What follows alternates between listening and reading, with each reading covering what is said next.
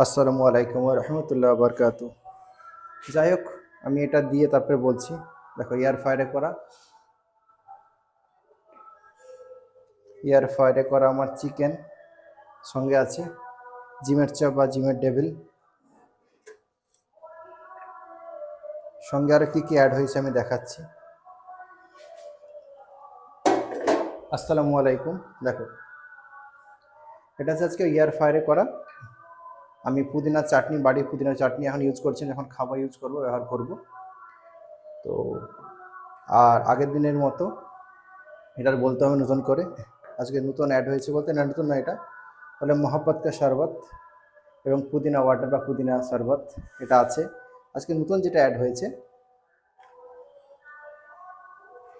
এটা হচ্ছে কাবলি ছোলার তরকারি। কাবলি ছোলার তরকারি, কাবলি ছোলার তরকারি দেখতে পাচ্ছ তো।